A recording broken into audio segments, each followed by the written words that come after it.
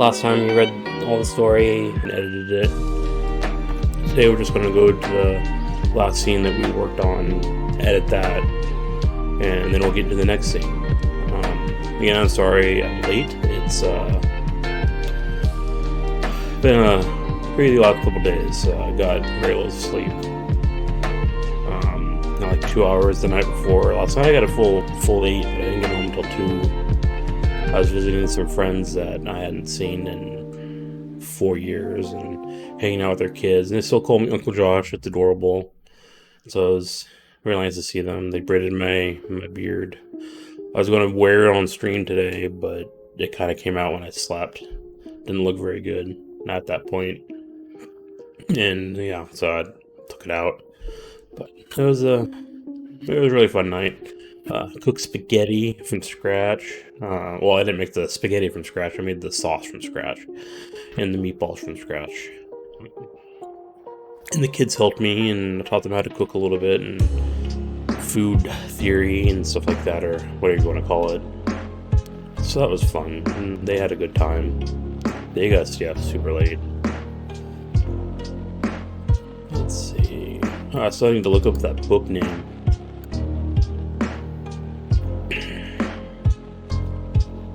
Yeah, I thought about just doing it now, but no, it would take some time.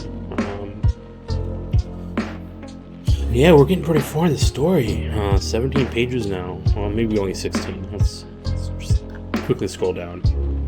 Yeah, 16 pages, 17 pages, blank. There we go. Yeah, I'm thinking I got about 5-10 more. Yeah, it's a short story.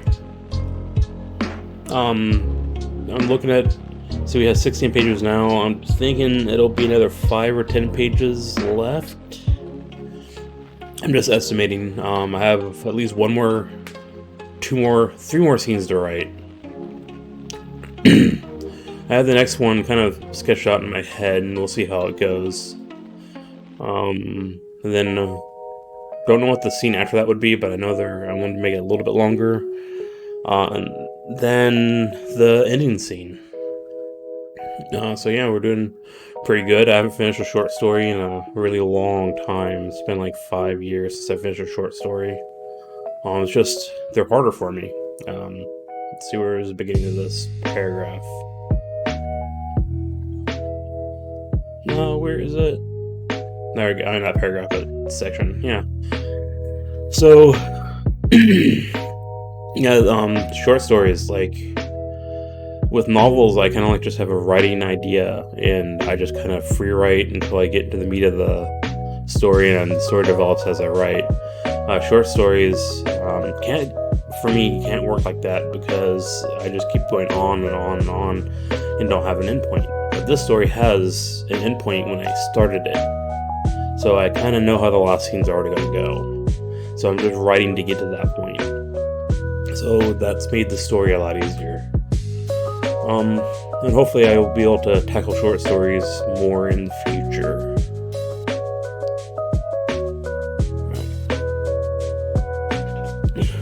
And if you type !story, you can get the story on a Google Doc link, and you can read what I've already written if you want to catch up. Yeah, it looks like it didn't copy paste right, so you have to copy paste it. You can't just click it. I'm sorry.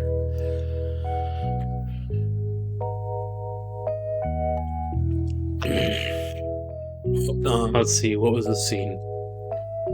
So Christopher just found out that vampires are real, and that Draven is going to turn him into a vampire at some point. Wait, no, he doesn't know that he's going to be turned into a vampire. But this next scene, he calls his uncle, because the vampire told him to call his uncle to kind of figure out what was going on. And then Christopher finds out that his uncle's a vampire and has been lying to him his whole life, and he gets really upset. So that's the scene we're gonna edit, read out loud, and then go into the next scene. So Christopher spent time waiting for his uncle by turning on all the lights of the house. He even made sure to lock every door and every window. He didn't think that it would help, but it gave him a sense of safety he was drastically yearning for. He was just walking back downstairs when he heard a knock on the door. He expected it to be his uncle, but he didn't think he could... Okay, so this sentence is a little weird. He expected it to be his uncle, but he didn't think he could get there that fast. It just makes a little less sense. It reads alright. I'm gonna say, of course, he was expecting his uncle.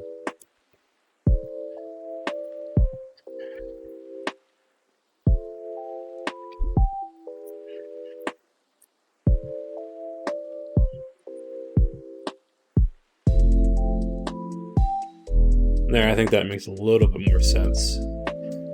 Of course he was expecting his uncle, but he didn't think he could get here so fast. He walked to the door and checked who it was by looking through the peephole. He saw his uncle standing there in a black trench coat. Christopher was relieved and opened the door, letting his uncle in. "Hello, Uncle. I'm sorry it's so late. Come in." Oliver walked in. "I'm glad you called me. Maybe we should sit down." Christopher nodded. "Good idea." They both walked into the living room. Christopher sat down on the couch while Oliver took a seat in the recliner. Oliver said nothing. He patiently waited for Christopher to speak first. It looked like Christopher was about to speak. He looked over at his uncle. His mouth opened, but nothing came out, and he closed it again. "He's going to think I'm insane." He stood up and started pacing the room. He couldn't sit still. All the while, his uncle was just watching him. "Maybe he'll think I'm insane, but Draven was the one to tell me to talk to Oliver. Why is that?" I want to say why was that, because it's supposed to be past tense. They did know each other. After a bit of pacing, Christopher finally decided that he would say what he would say and turned to Oliver. "Draven is a vampire." He expected his uncle to start laughing, call him crazy, maybe he'd even put him in a mental hospital, but his uncle did nothing, and it was unnerving. Christopher spoke a bit unsteadily, filling in the silence. He said, "And I should talk to you." His uncle folded his hands together in front of him in contemplation before beginning to speak. "Yes, I was expecting this. I talked to Draven tonight." Christopher was a bit shocked. "You talked to him? Did you know he was a vampire? Did you know he wants to kill me and turn me into a vampire?" His uncle, with his hands still folded, nodded slightly. "Yes, I talked to him and I know his intentions." "You know his intentions? What are you going to do about it? How do we stop a vampire? I don't want to die." Oliver sighed. "I'm sorry, but you don't have a choice. You're going to die, and you're going to become a vampire. But you have a choice about who turns you." Christopher didn't understand. "I don't have a choice. Has he already given up on me? That's not like him." He didn't say anything, and went and sat back down on the couch, the hint of a stunned look still on his face. What did he mean, the choice of who turns me? There is another vampire? He looked over at his uncle. "What do you mean I have a choice? A choice about who turns me?" Oliver sat there, a slight look of pity across his face. "Yes, you will be able to choose who kills you and turns you into a vampire." "A choice? What other vampire?" Oliver looked into Christopher's eyes, making sure they connected before simply stating, "Me." Christopher's mouth opened. "Uncle Oliver is a vampire? Impossible. I've known him most of my life. He eats food, drinks water, he walks out in the daylight. It can't be. He managed to stammer out, how is that possible? How long have you been a vampire?" "I've been a vampire for a long time, much longer than you've been alive. Vampires are not like in the movies. We eat and drink food and walk in the daylight, although our power is diminished."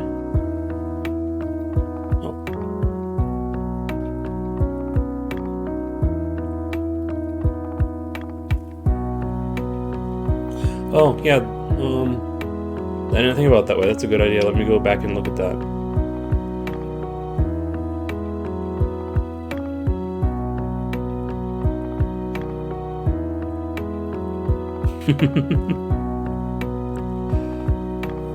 Let's see.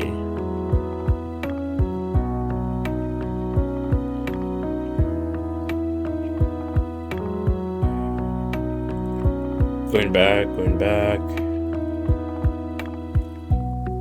to the beginning. Not to the beginning. Oh, I passed it. My bad. Let's see. So past it. There we go. Of course, he was expecting. You said pose it as a question was really good.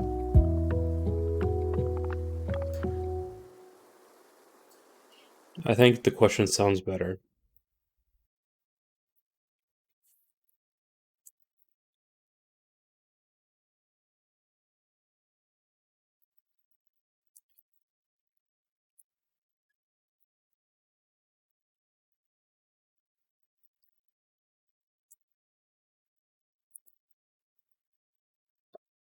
Oops. Let's see. Let's read that paragraph again and make sure it sounds alright. I think it does. Thank you, Cameron. Or, Sploop TV, sorry. He was walking back downstairs when he heard a knock on the door. Was it his uncle? He didn't expect her to be here so quickly. He walked to the door and checked who it was by looking through the peephole. He saw his uncle standing there in a black trench coat. Christopher was relieved and opened the door, letting in his uncle. Yep, that was really good, thank you. It was a good suggestion, I like it. Let's go back to where I was. Let's see.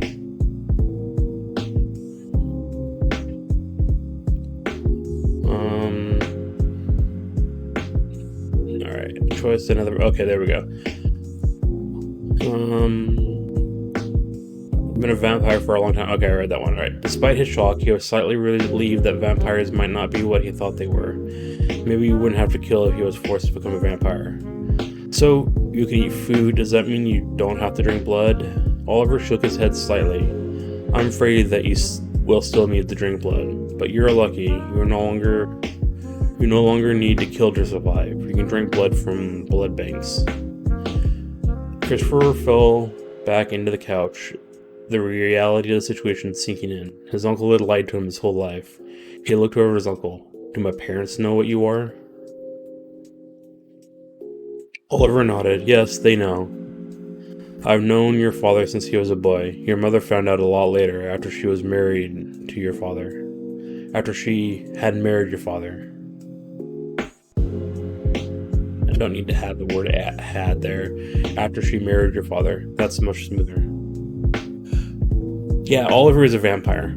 He's actually a really old vampire, but he's hid it pretty well. I'm going to go into it in the next scene, but Oliver has been following this family like for generations, and he picks vampires and people to work in his organizations from this family's genealogy going back centuries. So he is most definitely using the boy, but he also cares for the boy. But Christopher is going to just get really angry at his at Oliver, his uncle, and then he's also going to get really angry at his parents for lying to him. But that's in the next scene. Basically his world is shattered, and he doesn't really know how to deal with it. And I'll be honest, I'm not exactly sure how to write that. Christopher is human. Yes, he's a 18-year-old boy. This is in Chicago, 1960s. I think in my mind, I said it as 1966. And he's going to college. This is his first term. And he's a fighter. His uncle's been training him. The vampire's been training him since he was like 8 or 10. And he his parents are making him go to college, and his uncle's making him go to college. He wants to be a fighter. He wants to be a boxer. He just loves boxing. And he's been trained in other martial arts, but I think in 1960 the big fighting sport was boxing, so he's choosing boxing, so he doesn't want to go to college, and he's just one of the people that lives to learn to fight, perfect his style, and stuff like that.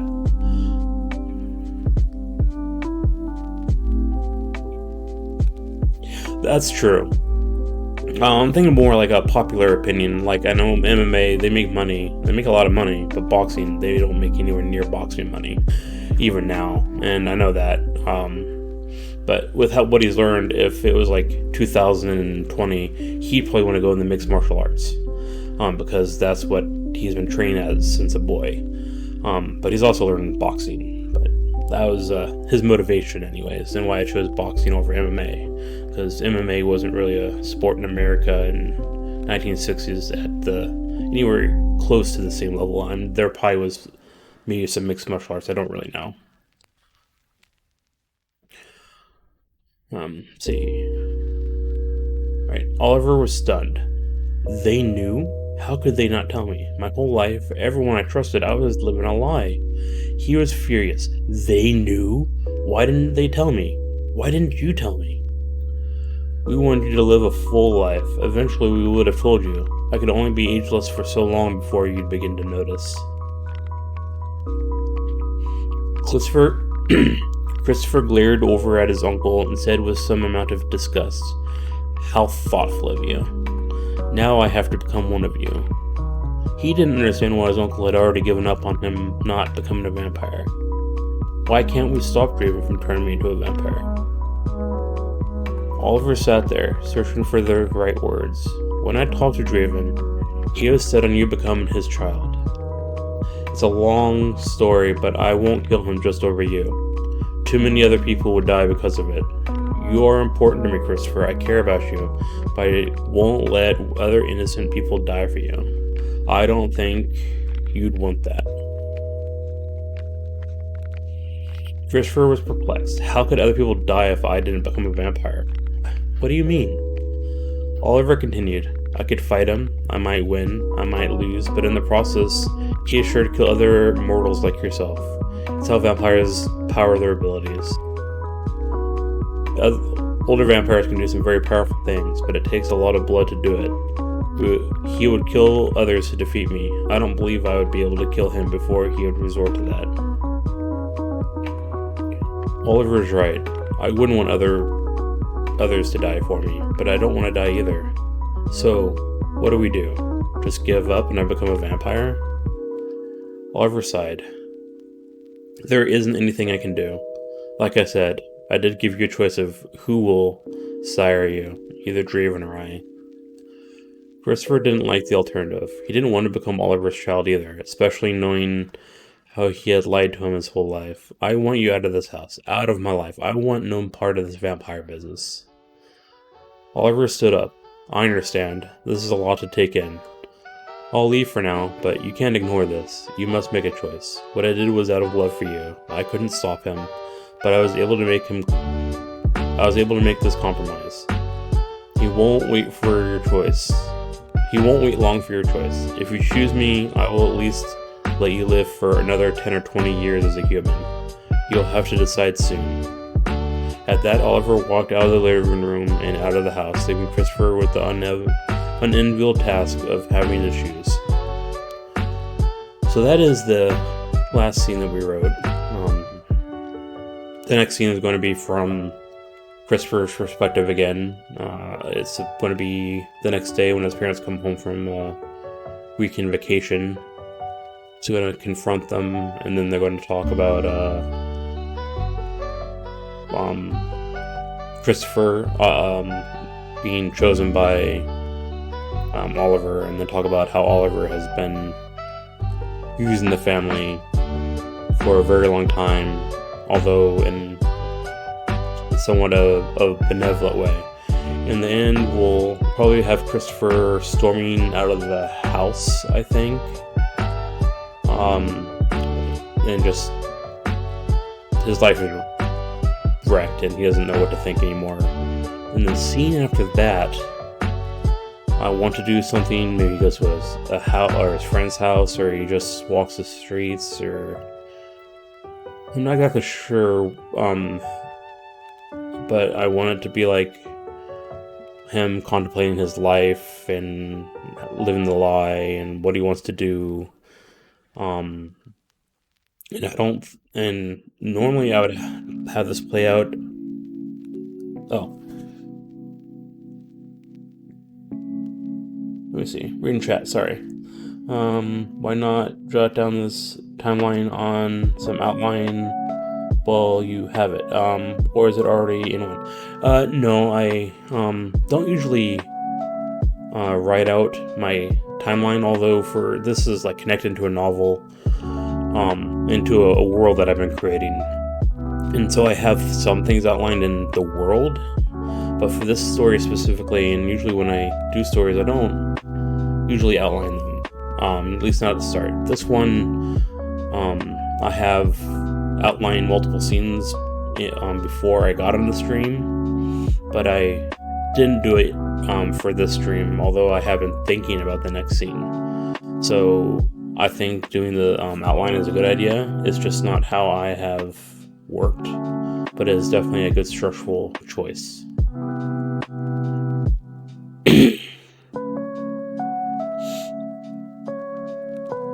But I have kind of outlined my story, or where the stories fit into the world and stuff like that, because I already have 3 other novel ideas set in the setting. I think the more complex it gets, the more I won't be able to have it all connected in my head, and I'll have to write more down. So I eventually will probably have outlines.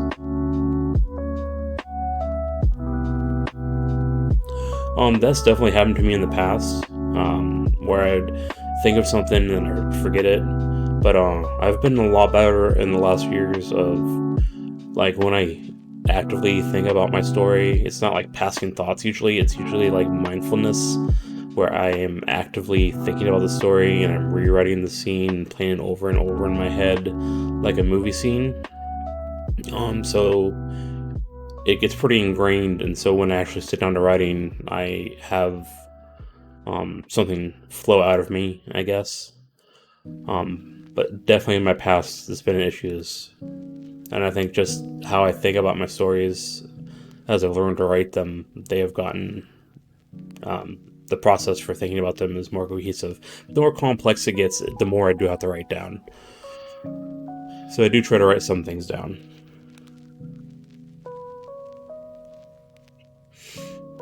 And I am getting to the point of the story where I haven't thought too much about it, so this next scene would be a little bit more difficult for me to write, but I know what I want to put into it. And the scene after that, like I was saying, I'm not exactly sure how it's going to go.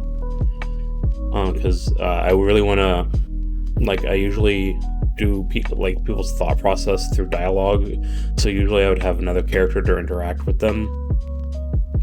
But in this next scene, not this scene, but the scene after that, with Christopher leaving the house,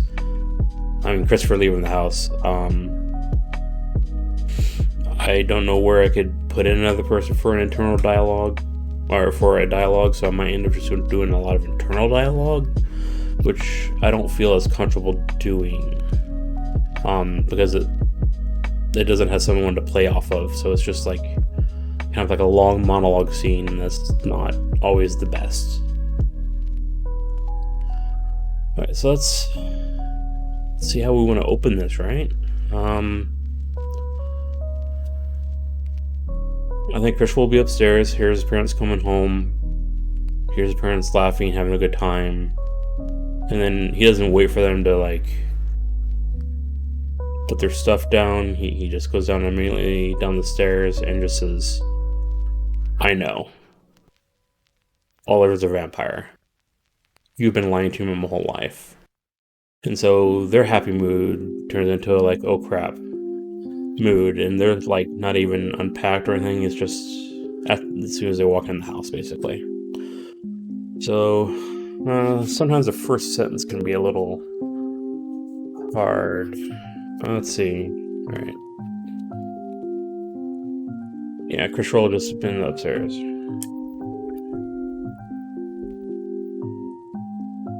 I can spell his name right. Which, I don't know why I can't spell Christopher right. I get it wrong all the time.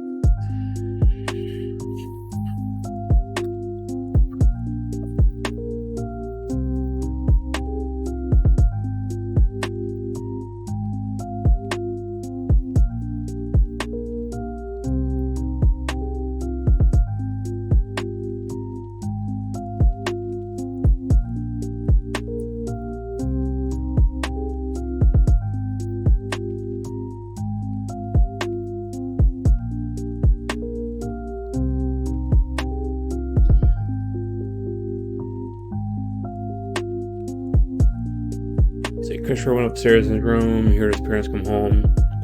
Oh, he was upstairs in his room. Heard his parents come home. He immediately went downstairs to the entryway to confront them.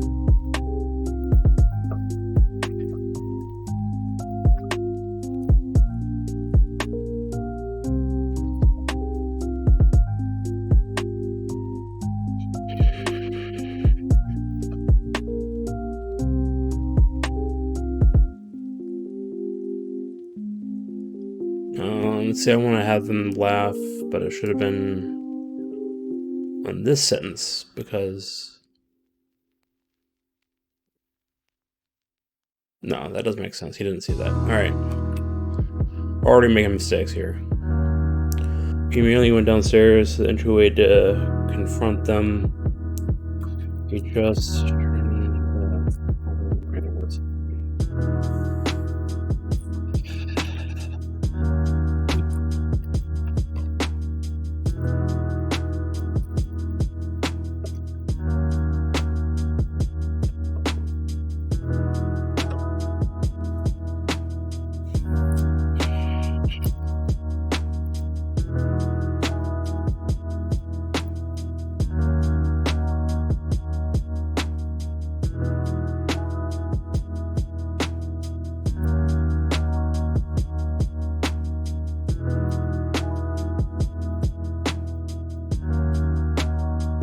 The mother and father, still smiling, saw Christopher walk into the hallway.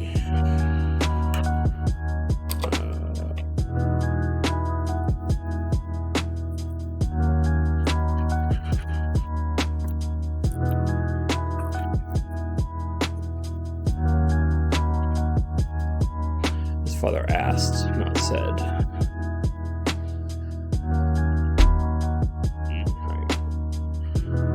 Reading correctly. His mother and father, still smiling, saw Christopher walk into the hallway. His father asked, "Good." His father said, "Good morning. How's?" I want to make that there, 2 sentences.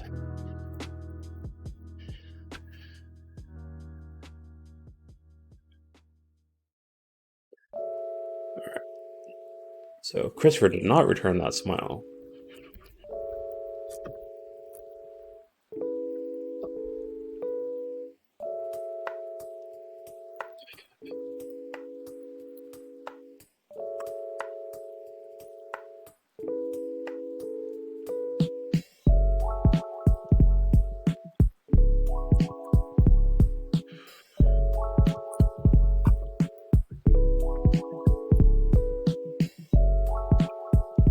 Christopher did not return his father's smile. I know that Oliver is a vampire.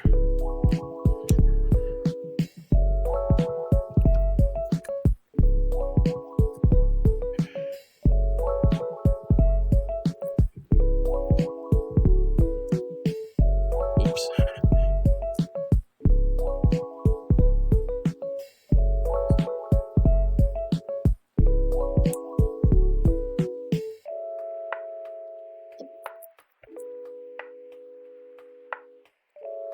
He glanced and looked.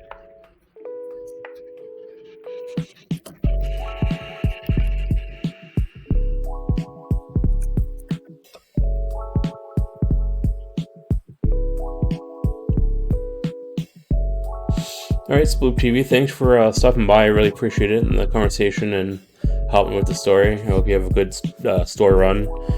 I'm trying to do at least 3 hours, so I should still be on 2, but it also depends on where I am in my writing. So I hope see you later today.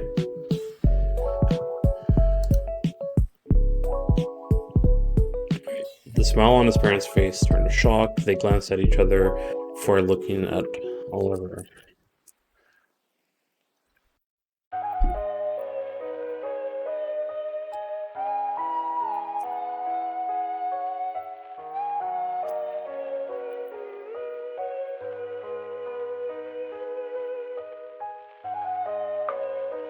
Alright, he was supposed to tell us when he told you.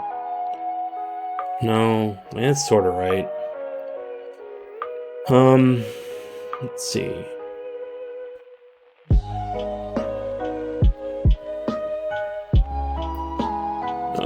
Sorry, messed with a couple things. I had the wrong window open on my second monitor. I just noticed it. See, smiles on his parents' faces turned shocked. They glanced at each other before looking at Oliver. He was supposed to tell it. Yeah, his father said. He was supposed to tell us when he told you. No, he wasn't supposed to tell us yet. That's better.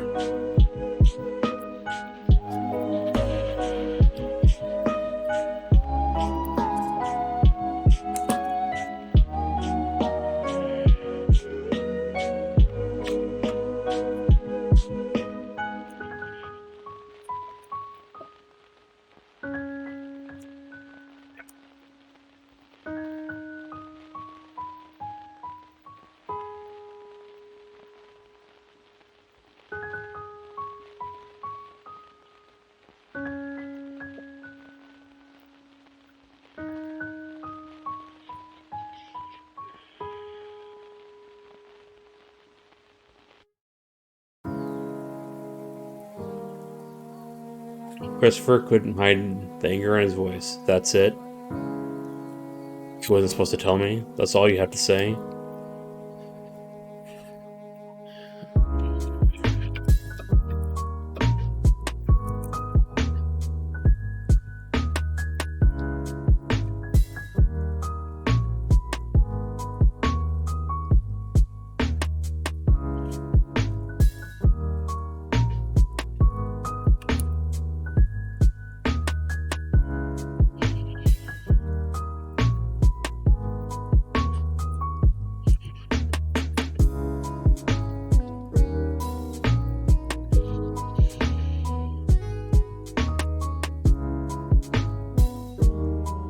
His mother spoke. He promised to let us know when he told you.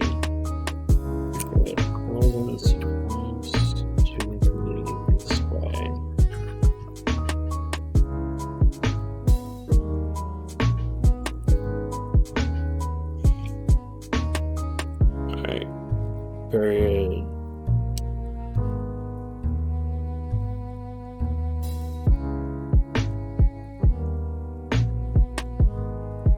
See, Oliver, I don't want to just say he's angry. I need to find some other way to express this. I'm not exactly happy with this, but I'm just going to say Oliver responded. Just to push through with the writing. I can always go back and edit later. I gotta always remember that. I don't get writing done if I only fixate on small problems. Gotta push through. Alright, so you promised to let us be there when he told you it wasn't supposed to be this way.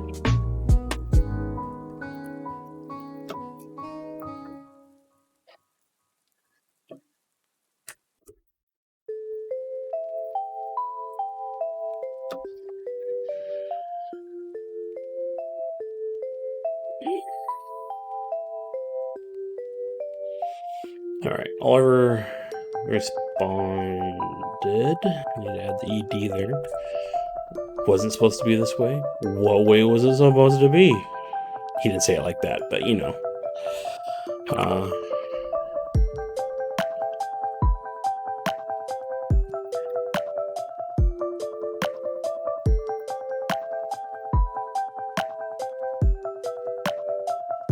Also shouldn't have said Oliver responded because it was Christopher. I don't know why I keep getting their names messed up today.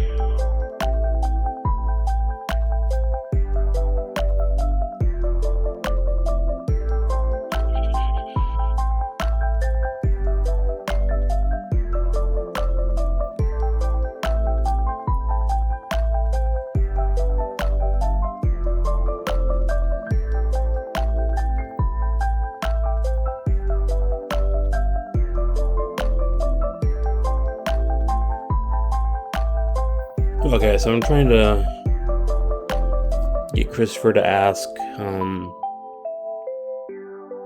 why him? What's going on here? I'm trying to think about how he would get to asking that question. Christopher took a step back. Complicated. Try to uncomplicate it for me.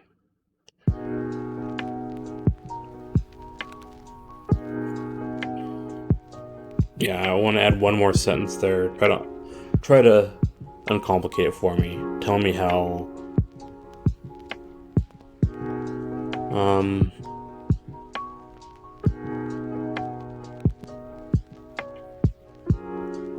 No, actually, that's good. I figured out how I'm gonna do it. All right.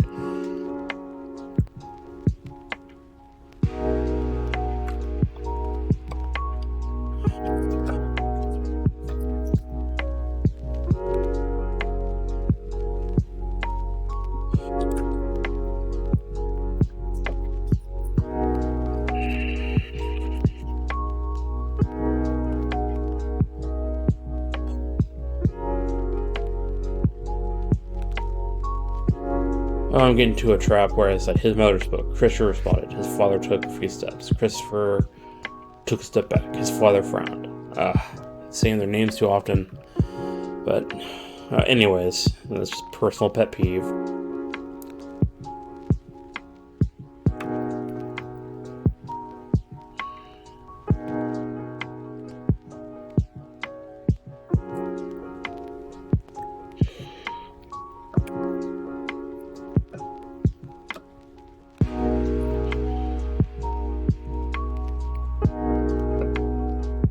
Beginning. Spelled that wrong.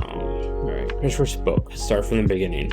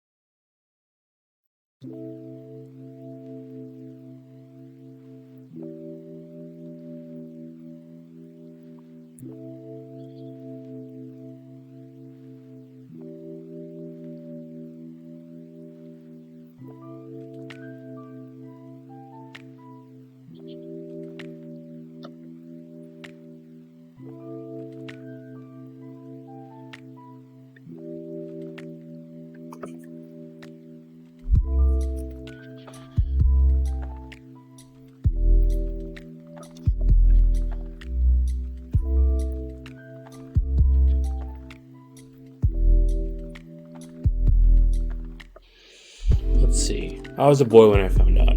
My father always told me fantastical stories about vampires and about one vampire. Fantastical stories about vampires and other beasts of fantasy living in our world. He talked about one vampire in particular who is a guardian of her family, going back countless years.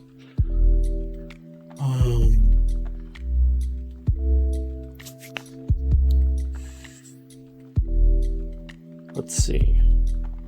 All right, so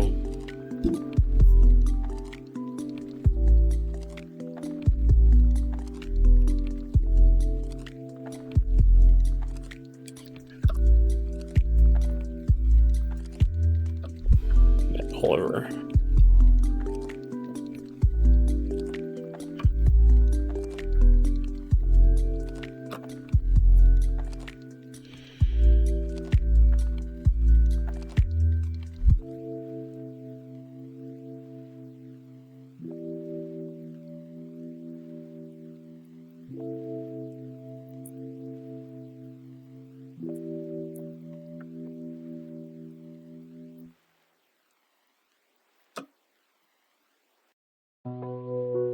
I met Oliver about the same age you did. I was thrilled. It was like the stories were coming alive.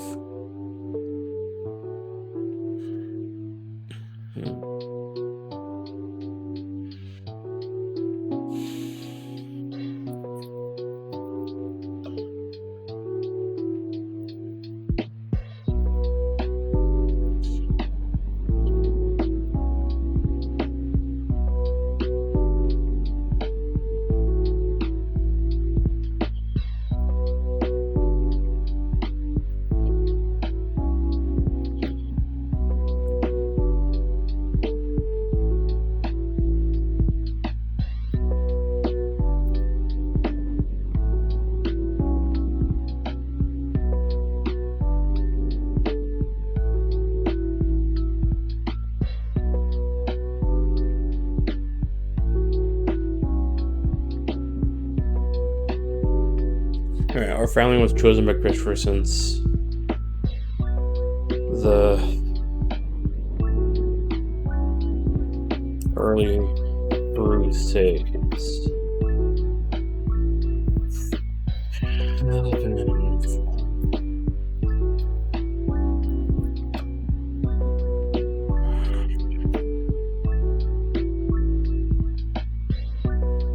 He's been following our bloodline, usually choosing the eldest child to follow into the future.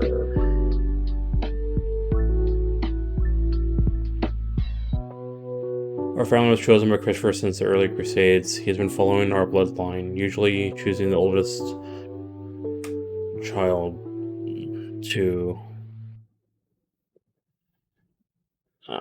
follow the family line. Yeah, the oldest to follow the family line. To follow the family line. On occasion.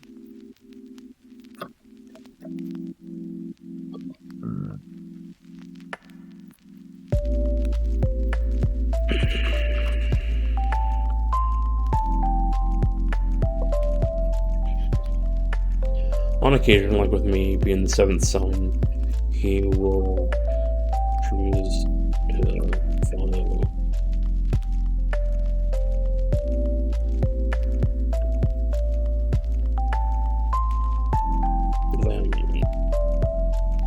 well. On occasion, like with me being the seventh son, he will choose to follow them as well.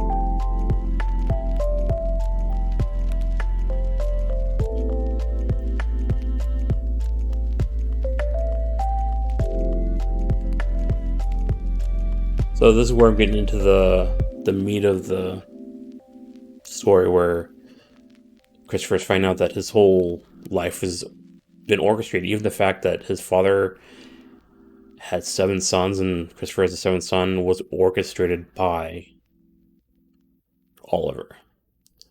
So even going back before he was born, he was already destined to become intertwined with the vampire stuff. Let's see. Our family was chosen by Christopher since the early Crusades. He has been following our bloodline, usually choosing the eldest child to follow the family line, not life.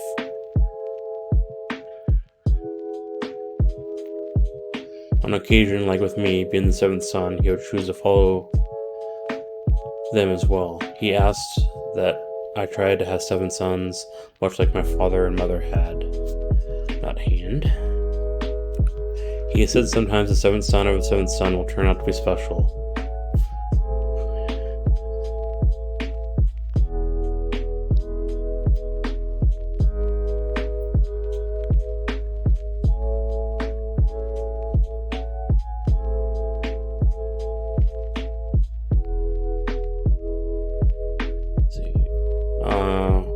He said sometimes the seventh son of the seventh son will turn out to be special, and he wanted to see if that would hold true with you. I'm leaving out a couple bits I want to add in. I want to add in that his family has been working for an organization ran by this vampire, Oliver.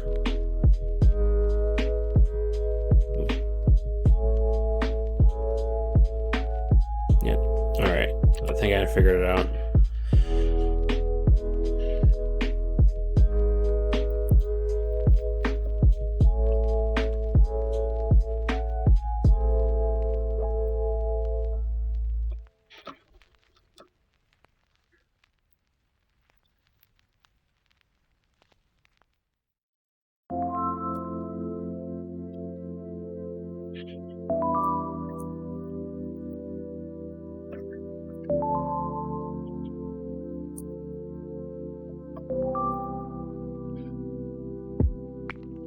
He's been I don't like the suggestions.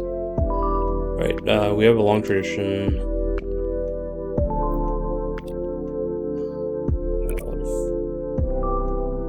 of working.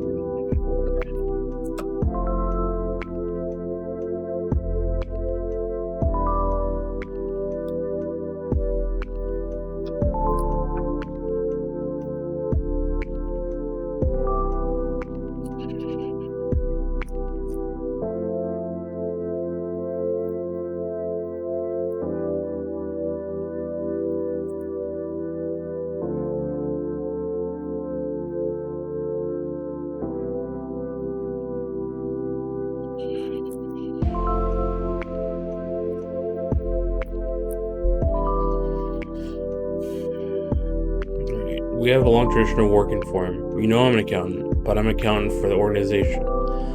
But specifically, I'm going to say specifically.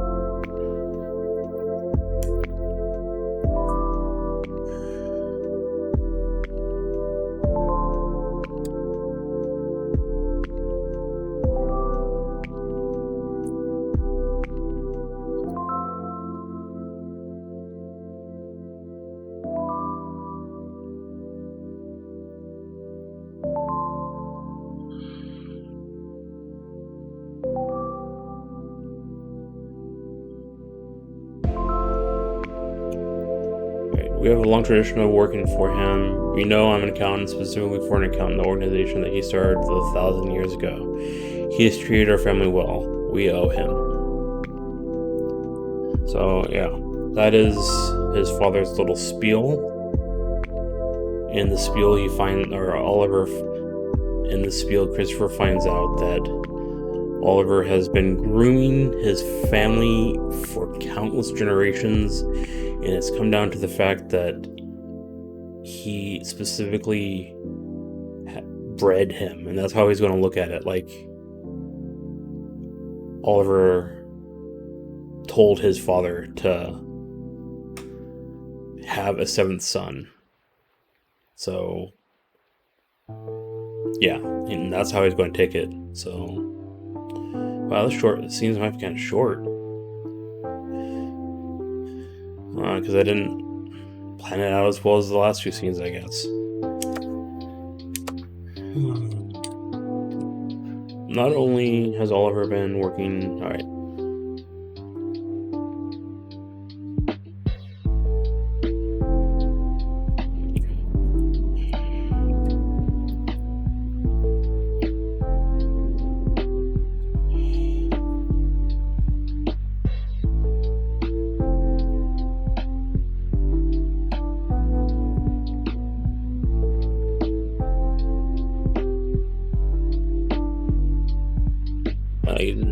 You bred me now.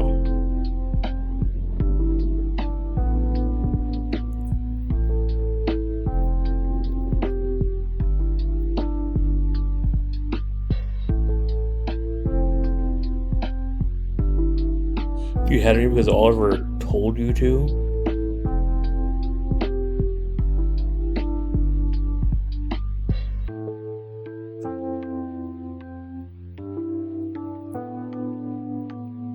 I didn't say anything.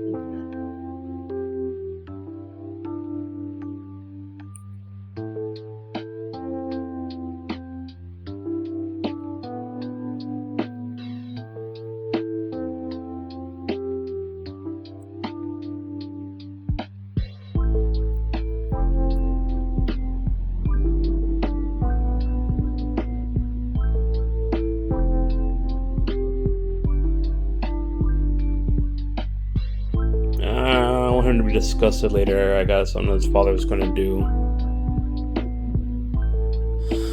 Hello, Octavian. My writing is going okay. I was late today because, like yesterday, I ended up staying up until 2 at night, and I'd only gotten a couple hours sleep, so I ended up sleeping right until like I had to get up to do this. And I'm finding that I don't have as much to write today as I expected. So I mean, we're still going for a while, but the scene is turning out to be shorter than I would like. It's going faster, I guess. And then I don't know exactly how I'm going to do the next scene. So we're just going to have to muddle through that. But Sploob stopped by for a while and we talked, and that was pretty awesome. He helped me fix a sentence. Christopher was... well, I had the idea for the word. What was it? Disgusted? No, it's not disgusted. I'm saving disgusted for later. Gotta get rid of that. Christopher was furious. There we go.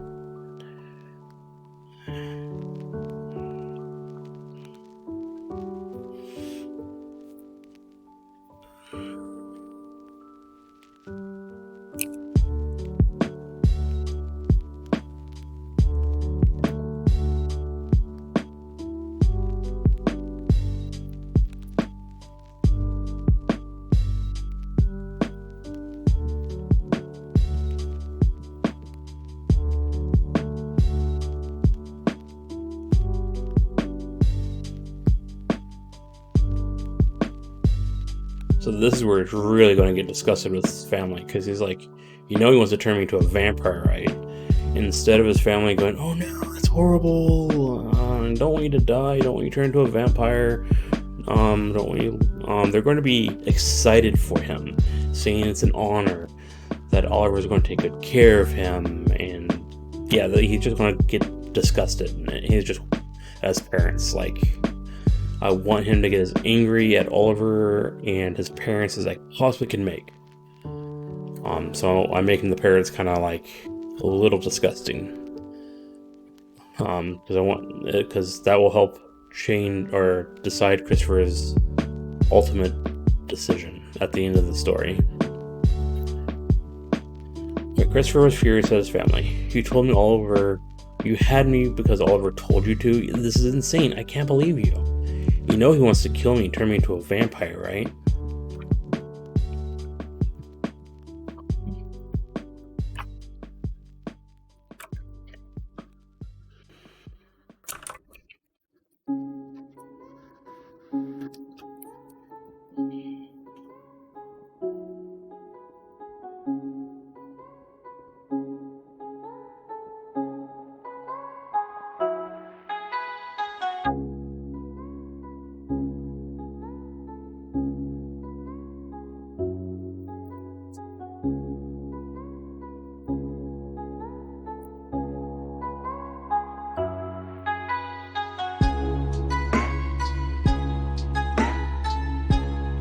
Father and mother's faces lit up as his father spoke.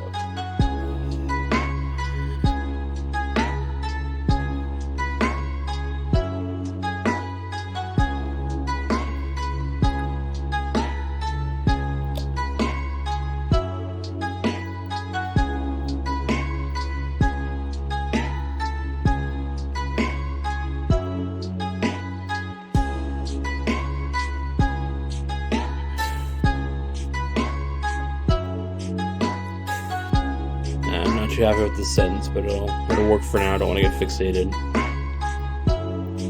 Why is that?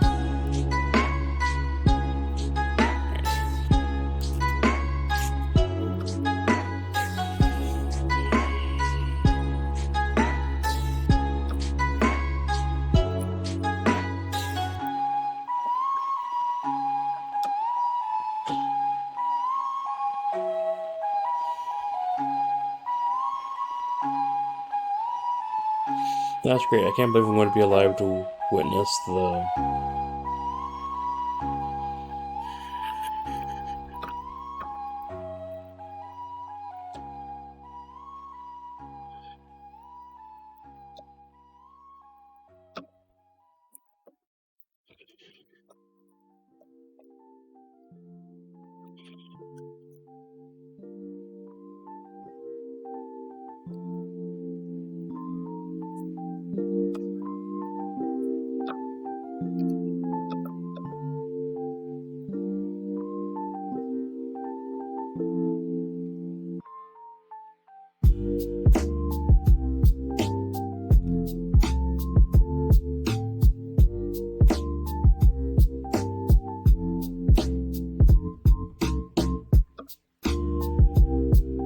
Yeah, this is the worst father ever. Alright. Then his father spoke. That's great. I can't believe I'm going to be alive to witness the birth of a vampire son. You'll make our family so proud. No one has been chosen in our family for countless generations. I'm so proud of you.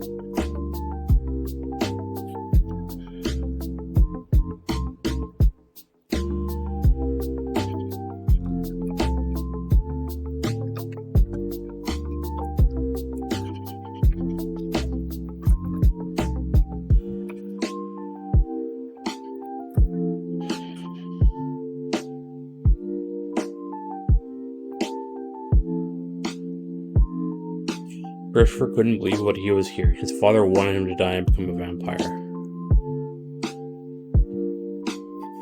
I want to say disgusting again, but I just used the last paragraph. So let's look at some synonyms. Here, appalled. That's good. Shocked. Already used it. Dismayed. Aghast. Oh my god, aghast. I think I'm going to use aghast because that's just so random.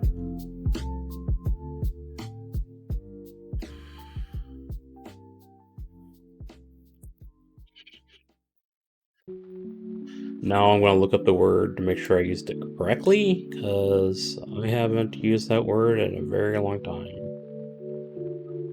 Let's see. Filled with horror or shock. Yeah, that's exactly what he's filled with. Horror and shock. It still sounds a little bit, I'm going to say horrified. But no, the shock. Word choices. It just doesn't sound right. When the news came out, they were aghast. No, that's the example sentence, so I'm using it right.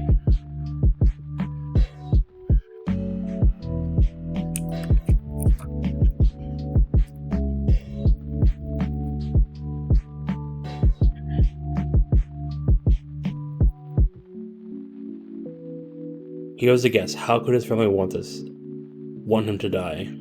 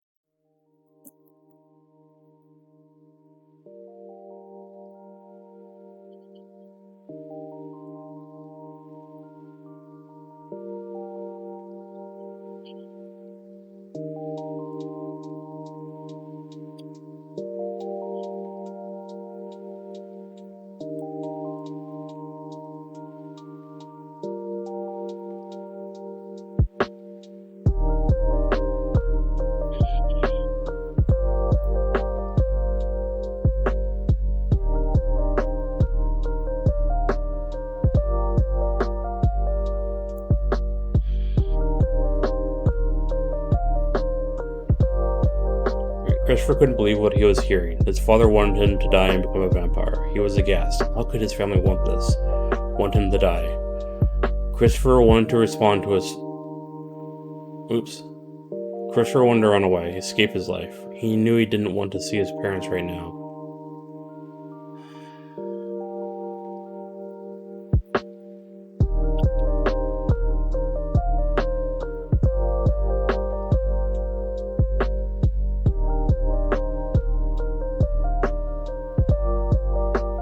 Christopher wanted to run away, escape his life, but he knew the problem he faced would just follow him. He knew he didn't want to see his parents right now. He didn't even bother to respond to his father. The disgusted look on Christopher's face was evident. He walked past his father and mother and slammed the door as he heard his mother calling out to him. So that's kind of the confrontation with his parents over. So we'd either move into the next scene, or I could just continue with this scene and make it longer while he's trying to figure out what to do. See, this is the problem with the next scene. I don't know how to frame it exactly. I know it's like an internal dialogue, but I wanted to make it external. Maybe I'll have him go to his friend's house. Yeah, I think he'll go to his friend's house.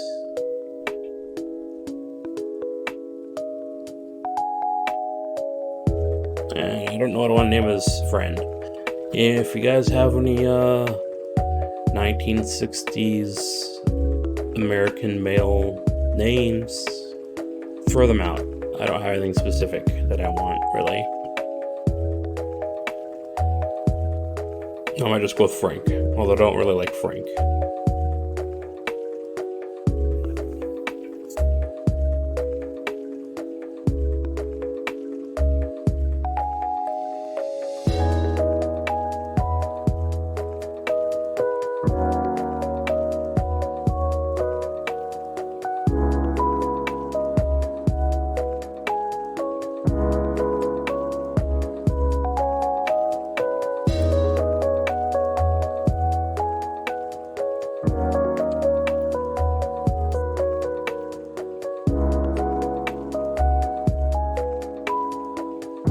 Christopher walked around for hours thinking about how his world turned upside down. Not just upside.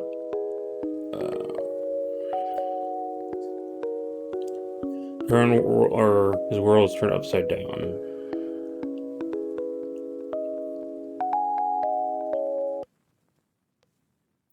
So I'm kind of summarizing the last scene a little bit, which is fine.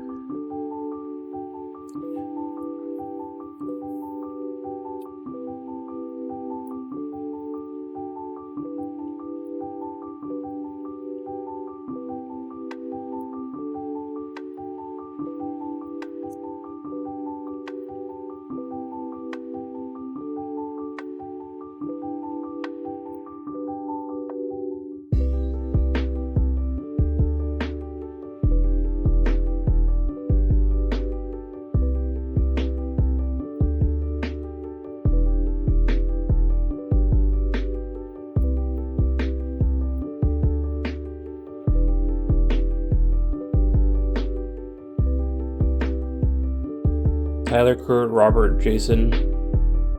Good suggestions. Thank you, Theracles. I'll definitely choose one of those.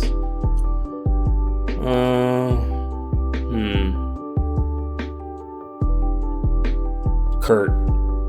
They can go with Kurt. Thanks.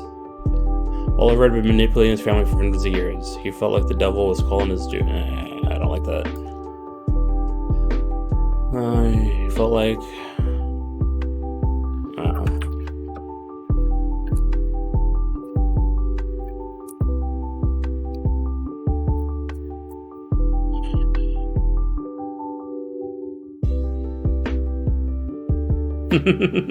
You did make it into the writing. Let's see. He felt like the devil was calling him to collect some long past debt. His calling to collect on some long last pact that his family You felt like, yeah, okay. Well, I'm really reworking this sentence a lot.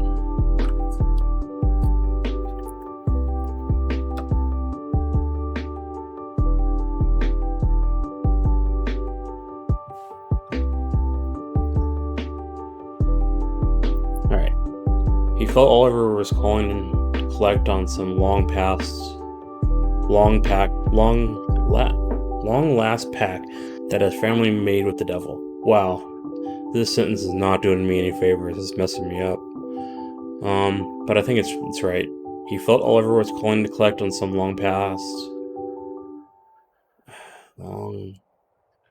that's what's tripped me up.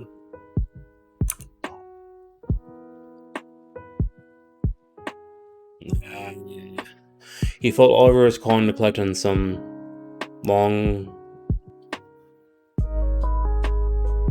overdue. Okay, that sounds.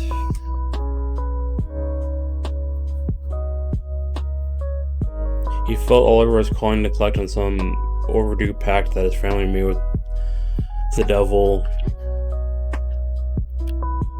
long before he was born. Kind of gonna call back to like the Rumpelstiltskin fairy tale where you promise your firstborn son. It's kind of thing along those lines, I think.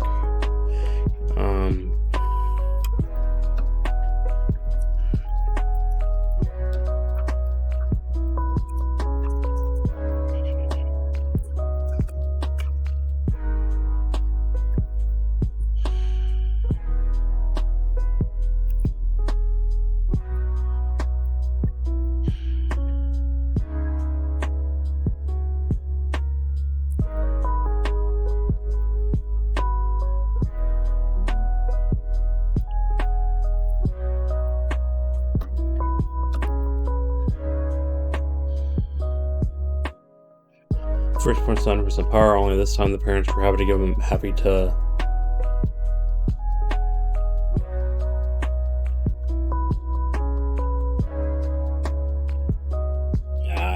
I need to figure out what else they're happy for. Let's see, for some power, only this time the parents were happy to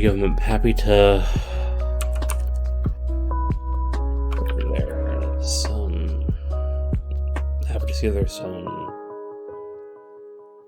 into a dark world of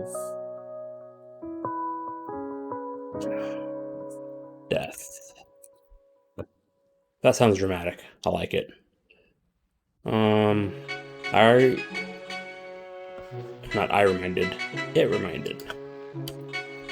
It reminded him of some fairy tale where parents would trade their firstborn son for some power. Only this time the parents were happy to give them up, happy to see their son thrown into a dark world of death. Death.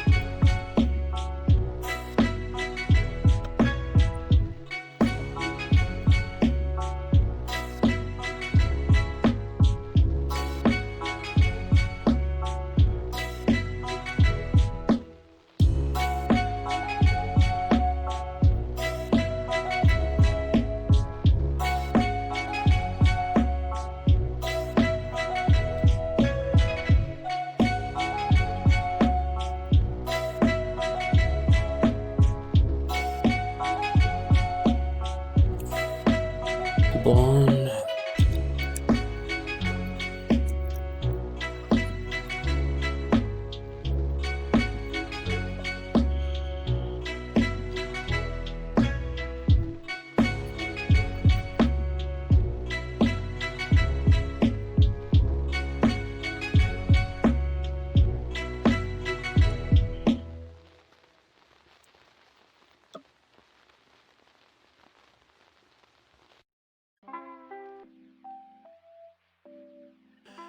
Eventually, he ended up at the door of his friend's house. He didn't want to be alone, but he also didn't want to talk. Who could he really talk to about this? He knocked on the door, and a blonde young man answered the door. I was supposed to say answered. He was Christopher's friend, Kurt.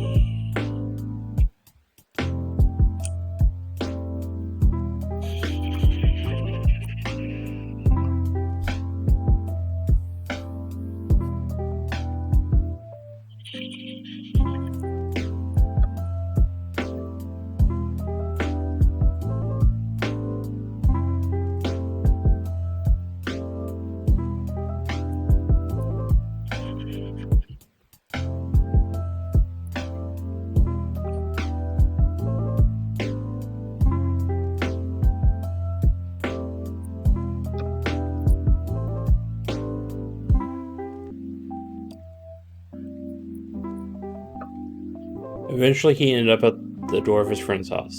I already read all that. Alright. It was Christopher's friend Kurt. He smiled as he saw who opened the door. No, I need to change that sentence. It was Christopher's friend,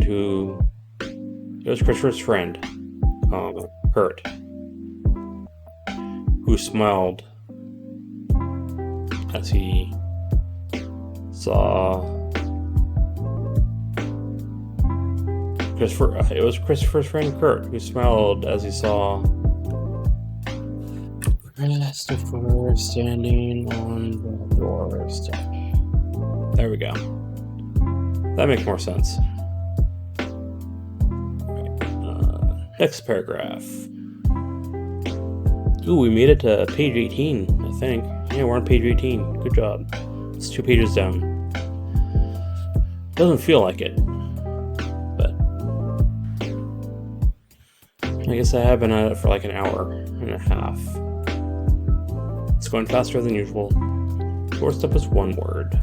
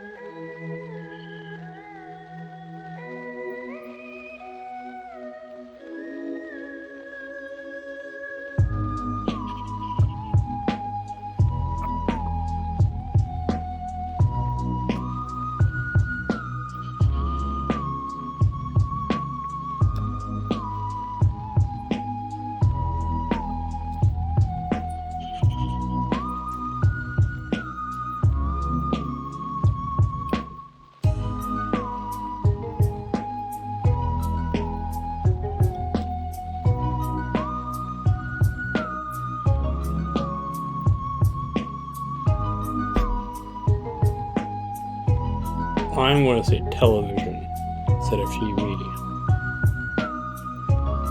Televent. That is definitely not the right word. Television. And I spelled it right. Yay.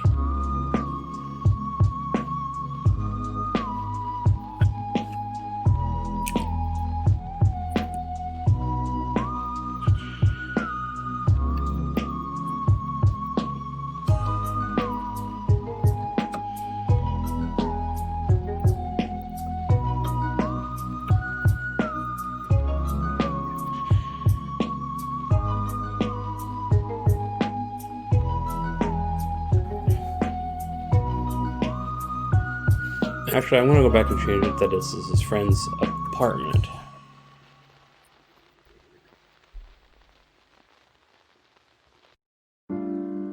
He was in his own thoughts, but he was grateful to...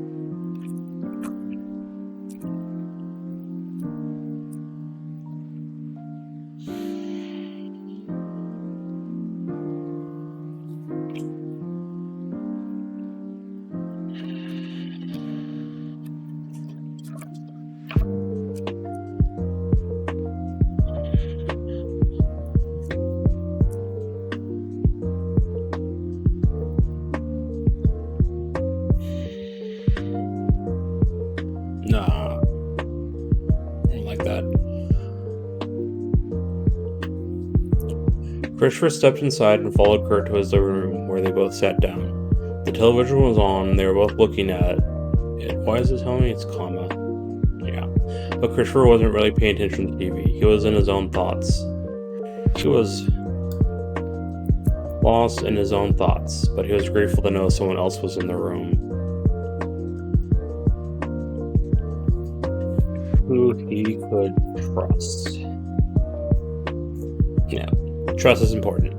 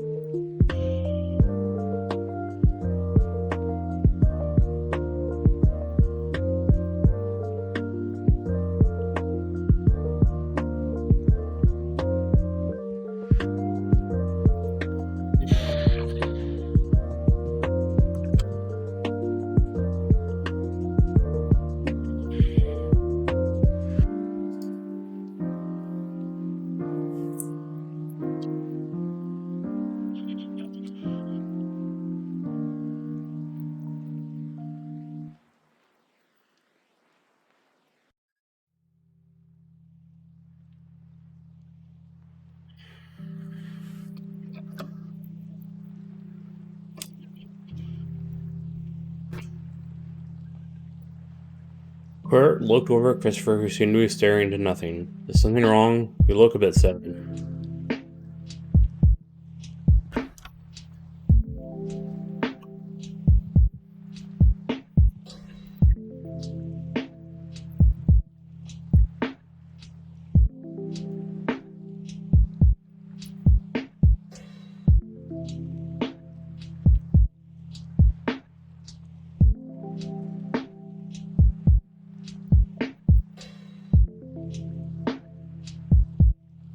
Christopher shook his head. No, well, nothing you can help me with.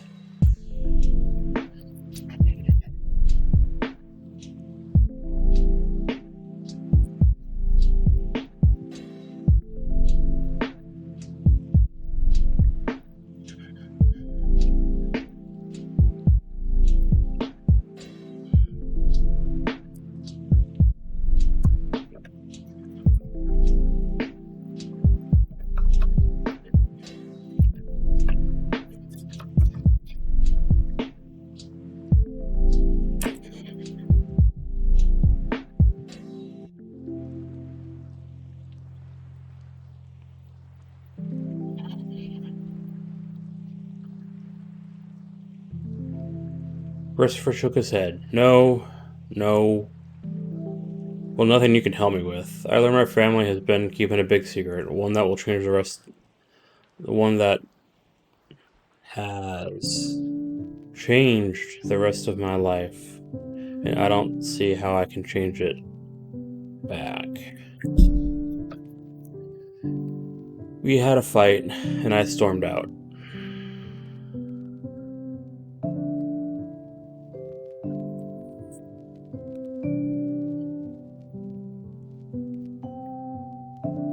Ooh, I kind of want to do a little bit of internal Kurt dialogue, but I can't because it's Christopher's scene. I guess I could break my rule, but I like consistency.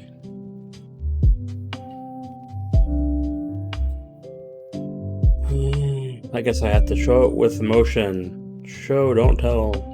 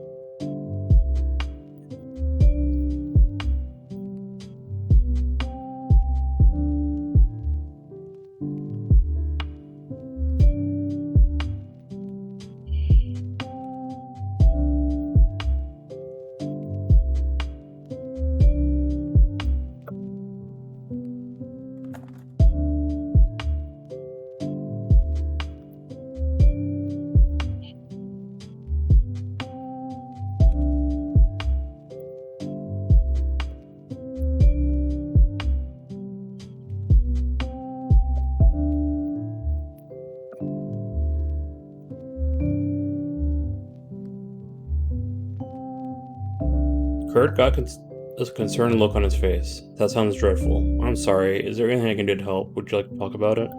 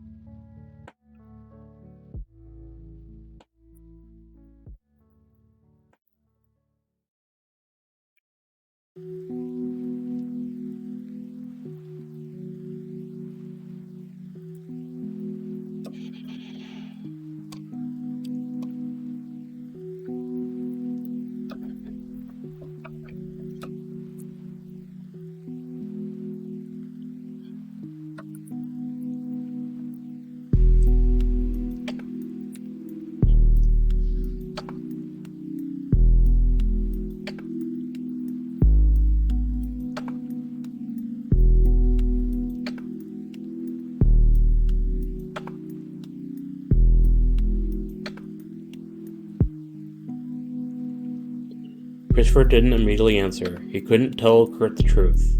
He was sure he wouldn't believe him anyways. Who would believe in vampires? I would like to talk about it, but I can't. I just need company to keep my mind occupied. I don't want to think about it anymore. He thought about what it would be like when he went home. He was dreading it. There is something you could do. Do you think I could spend the night tonight? I don't want to go home. So I'm going to go back and reread the scene where Drevin tells Christopher that he's a vampire, because I want to see, I don't remember exactly how I finished that scene, and I wanted to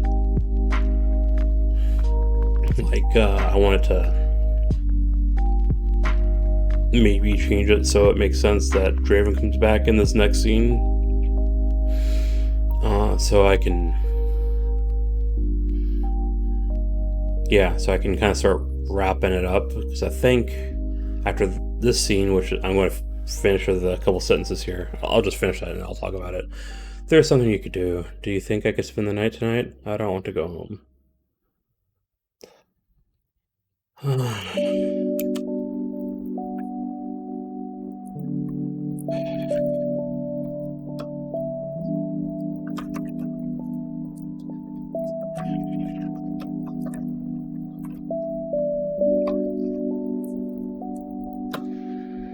Kurt nodded. Of course you can stay. You can stay as long as you want.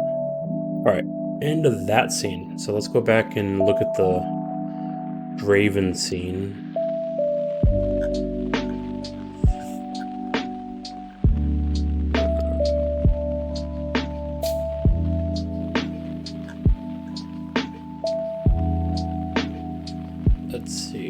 just about there. Here we are. So I'm going to just read it out loud. Christopher walked out of the gym. He was tired and a little exhausted from dancing all night. He had a good time, met some new people, and especially enjoyed his time with Jennifer.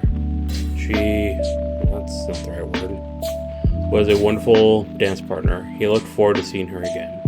He just waved to his friends and started home when he caught something out of the corner of his eye.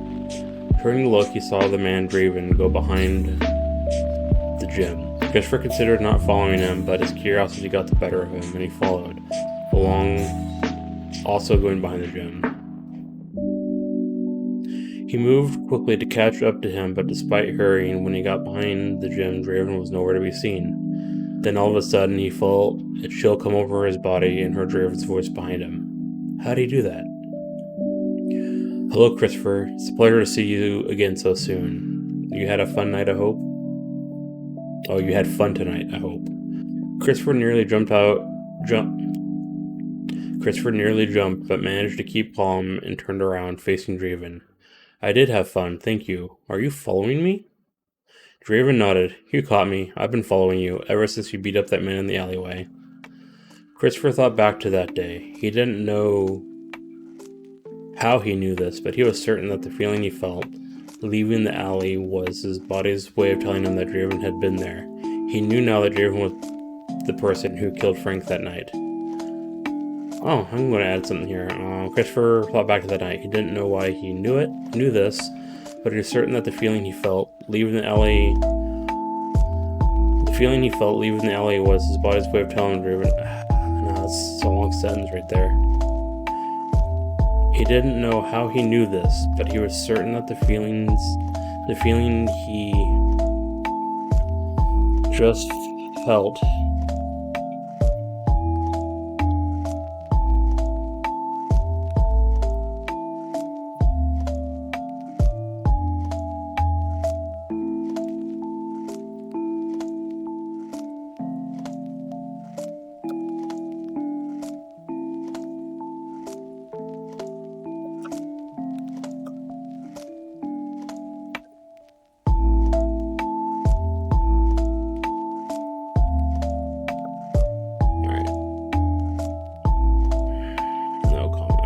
So, he didn't know how he knew this, but he was certain that the feeling he felt the other day leaving the alleyway was his body's way of telling him that Draven had been there.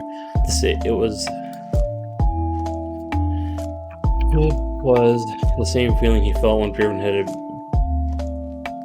just appeared behind him. He knew now that Draven was the person who killed Frank that night.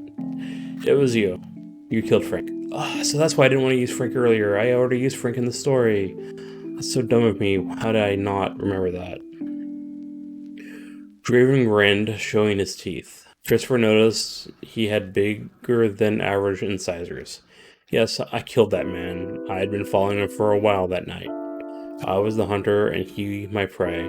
I fed on him and dropped him back down in that alleyway. I have been hunting through the ages, feeding, killing as I pleased.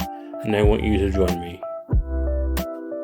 Christopher stood there with his mouth open. He was in shock. This man, Draven, was a murderer and you wanted him to join him? Join him in what? Some sort of hunting sport? No, he seems to have been doing this for ages. How old was he?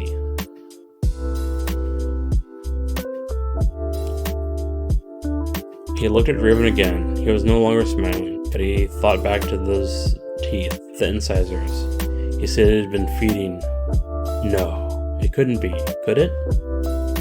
Is he a vampire? Christopher didn't want to believe it, but he felt in his soul, however unlikely, that vampires were real and that he was now face to face with one. He wanted to run, but his legs wouldn't respond.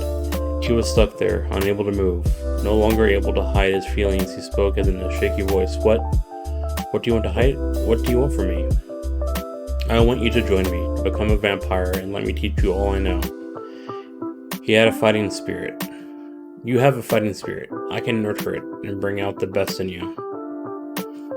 Make me a vampire, immortality, but at what cost? To live a life of bloodshed? Christopher could feel some sort of weight pressing down on his body. He felt so heavy. His mind was fuzzy. It was hard to think. but he managed to shake his head ever so slightly. No, thank you. Draven laughed ever so slightly. You think you have a choice? Normally you wouldn't. However, this time is different. You do have a choice, but not the one you think you have. Not the one you probably want. Christopher raised his eyebrows quizzically. What do you mean? Draven smiled. You'll find out soon enough. Speak with your uncle. Next time you see me, you'll have to make your choice. At that, Draven disappeared, melting into the shadows. Any doubt that Christopher might have had that this man was a vampire left at the sight of Draven melting into nothingness. The weight that Christopher felt lifted when Draven melded into the shadows. Uncle Oliver knew Draven. Did he know he was a vampire? Christopher took off at a run, trying to put as much space between him and the scene that had unfolded before him. It didn't take long for him to get home, and despite the cold, he was covered in sweat. He was out of breath. He didn't stop till he was inside the house. He slammed the door behind him, locked it, and collapsed against it. He sat there against the door for a while, catching his breath before standing back up. He immediately walked into the kitchen, picked up the phone, and called his uncle. He didn't even care that it was past midnight. That should be a different sentence, I think. The phone rang 3 times before his uncle picked up. Hello, Oliver speaking. Uncle Oliver, I saw him again, Draven. You'll think I'm crazy, you probably won't believe me, but he isn't human. I think he's a vampire. Draven thought that his uncle would call him crazy, that he would laugh, tell him that he was making things up or imagining things, but he didn't, and that's what worried Christopher the most. On the other end of the phone, Oliver spoke. Christopher, don't go anywhere. I'll be right over. We need to talk. Okay, so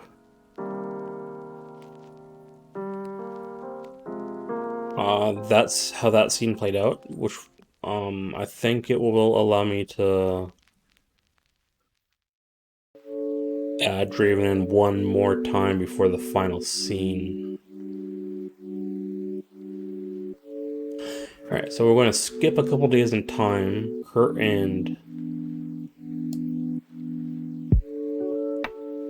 it doesn't need a comma. I like it without a comma. Of course you can stay. It's not, of course you can stay. So, no comma. Bad Microsoft Word. Alright, so it's going to be a couple days later. He's been staying at Kurt's house and avoiding school, avoiding his parents, avoiding his uncle, avoiding the whole situation. Just thinking about what he wants to do. And then Draven's going to come in the middle of the night and like talk to him a little bit, like, are you running away? That's ridiculous. You can't run away from this. You're going to have to make your choice. And I'm tired of waiting.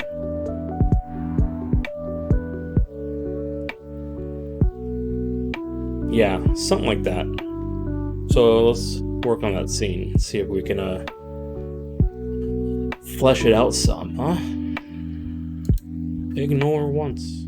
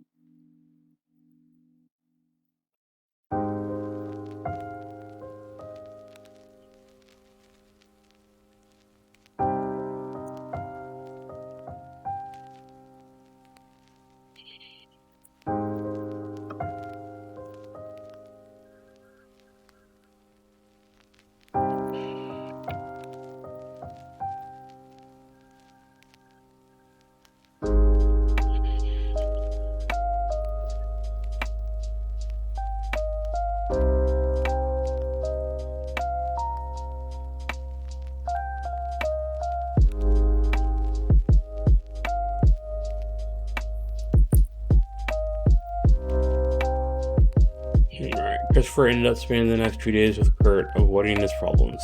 To his credit, Kurt didn't seem to mind. Christopher also didn't go to school. He stayed shut in.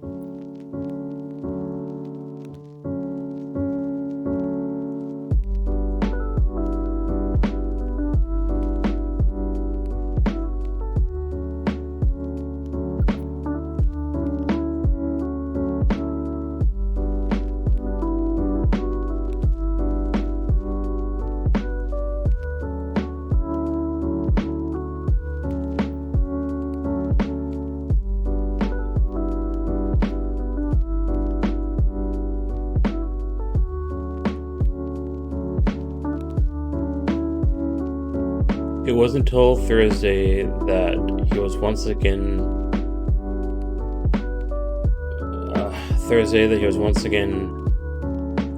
where he there. It wasn't until Thursday that he once again had to face his situation head on. He was sleeping uncomfortably on the couch when he woke up. He felt strange. That's a silent sentence there. He felt strange, like he wasn't alone in the darkness. There was a cold breeze, and he looked over to the window. There was a dark silhouette crouched on the window's edge. Christopher knew before the person spoke who it was, Draven. Who else could it have been?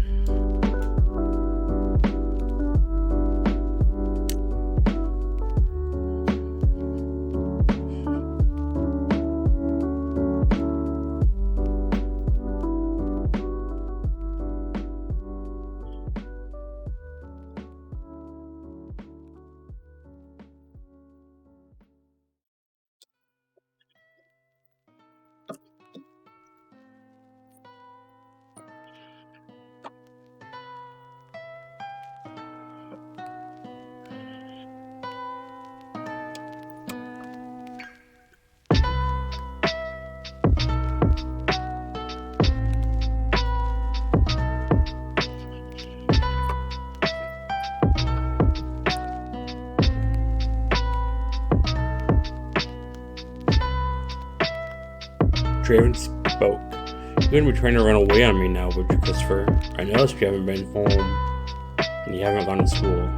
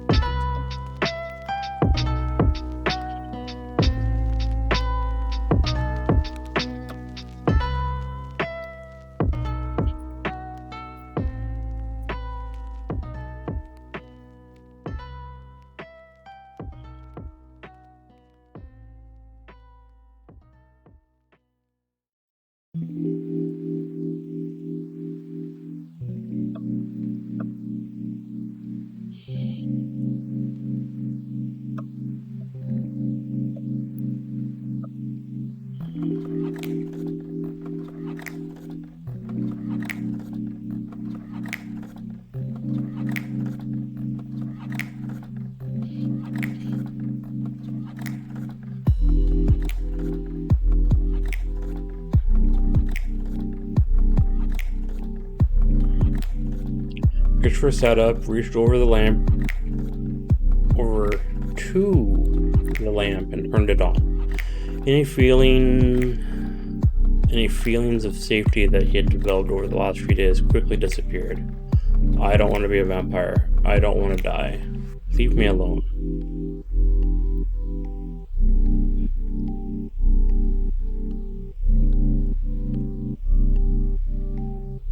So I'm trying to figure out how Draven wants to respond to this. Do I want to take a more personal approach? Or do I want to keep with the motif of being aloof and just kind of mysterious and like one-sided?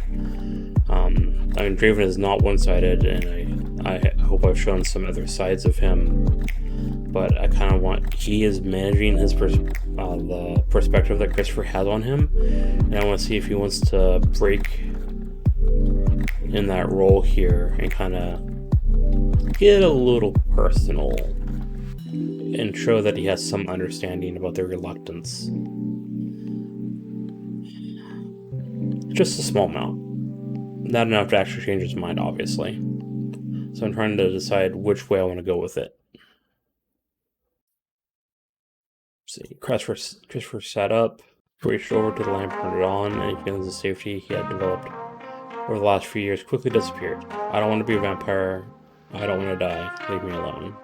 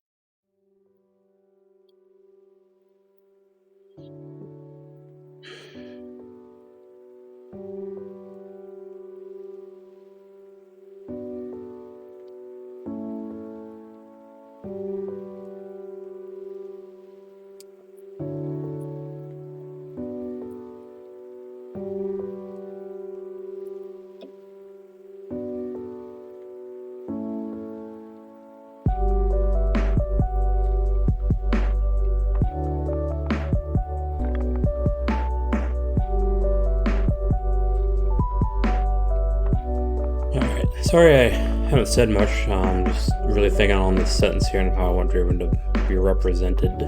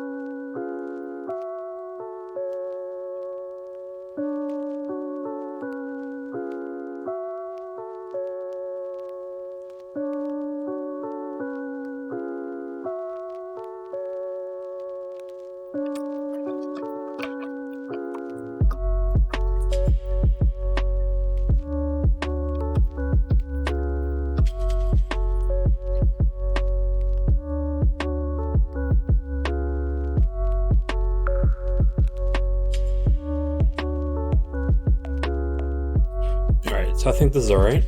Draven continued to crouch on the open window ledge. I see a lot of potential in you, more than I've seen in nearly 2,000 years.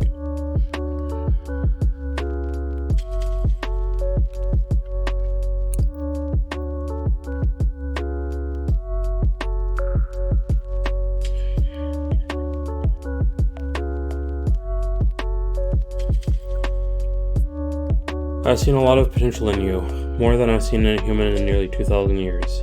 I don't want that to go to waste.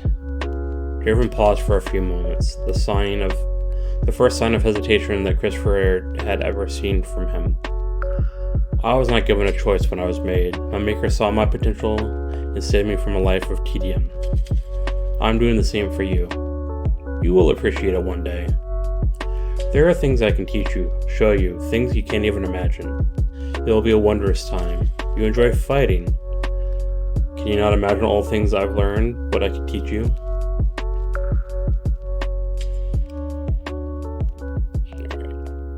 And this is the first time that Christopher will have any positive thoughts about the idea of becoming immortal.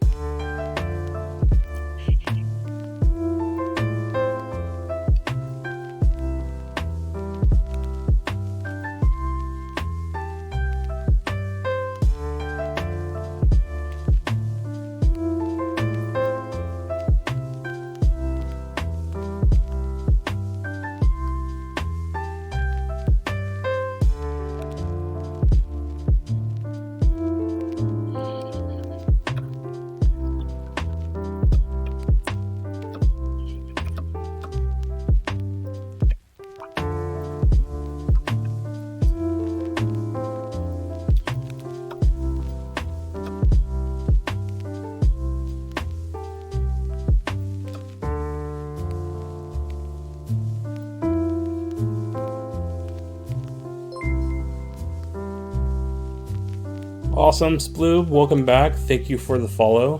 I really appreciate that. I hope you've enjoyed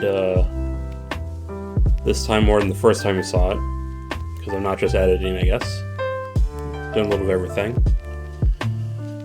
For the first time, Christopher saw past the death, the darkness, and thought about what it would actually mean to be immortal, to live through the ages. What could he learn? What could he achieve?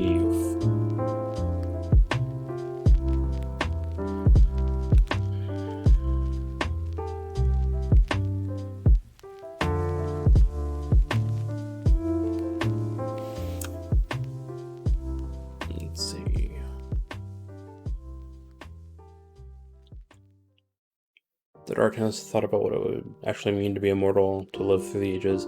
What could he learn? What could he achieve?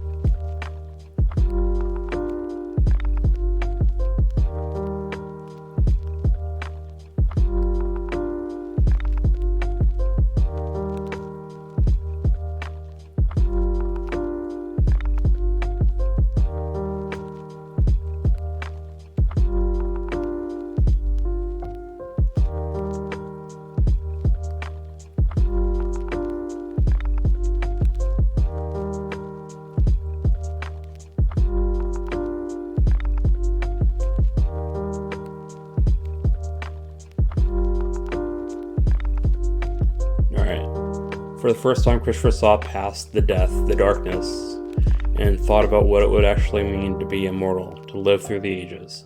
What could he learn? What could he achieve? Still, was it worth the cost? He knew he'd lose everything. Nothing would be the same.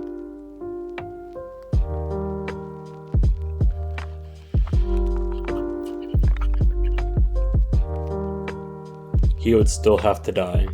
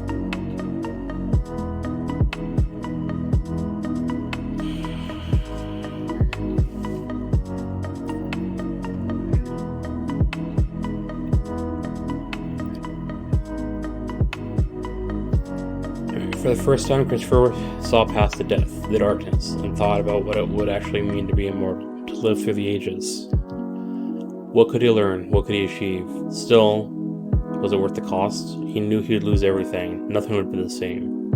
He would still have to die. Would he be able to have his friends like Kurt? What about Jennifer? He wanted to ask her out. How could he?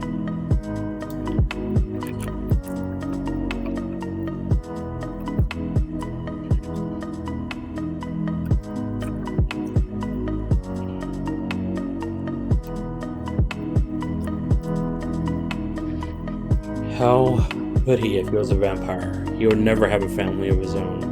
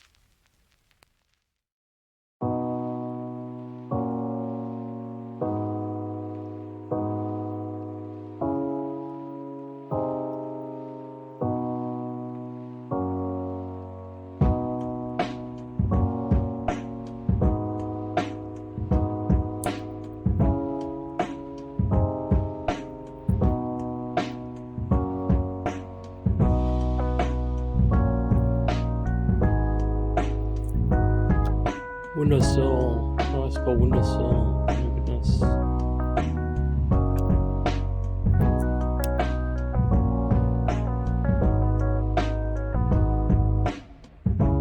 Windowsill. There we go.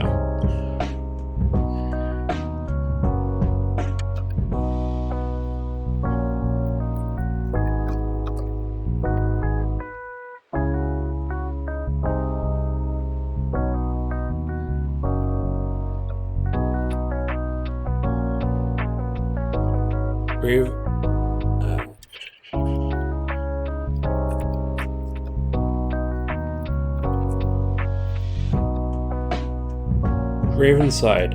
Maybe you don't, but that is just fear. Fear of the unknown.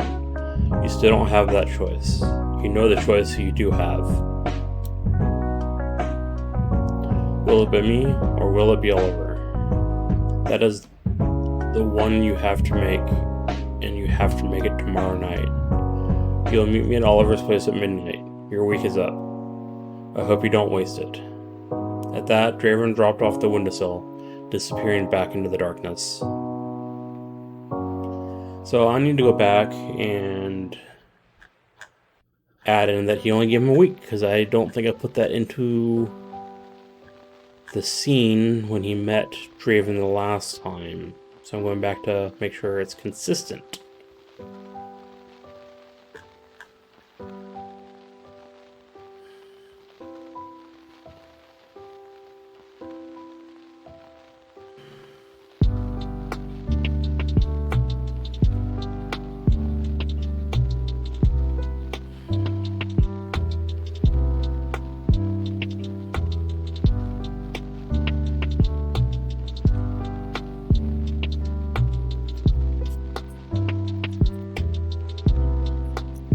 There we go.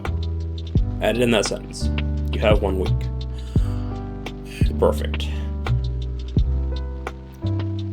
So it is 1:30, and I'm actually almost done with the story. After this Raven scene that I just wrote, the next scene is where he makes his choice. Will it be Draven or will it be Oliver that he will choose to become a vampire too? So I think I'm going to end the writing stream here. If people have questions or comments and want to talk, I'm more than willing to stay longer, but I really want to map out the next scene a little bit before I write it, because I want to be a little bit longer, more involved in some of the scenes I've written today. And then I also want to have the last scene written on its own day, sort of, where I can just kind of wrap up the story and talk about where we're going to go from there. So I will be back next Thursday, or next Saturday at 11. I will be on time. The holidays are not messing up my schedule, so yeah.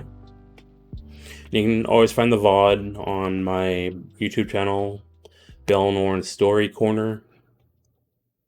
And I should have that up by Monday, I hope, if you want to go back and watch this. And I will update the story link here after the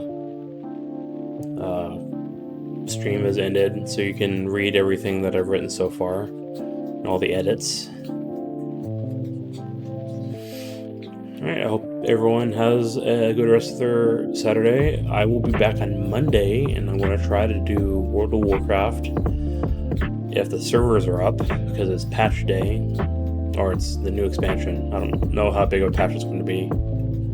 But, yeah, we'll see. And thanks for everyone to tuning in.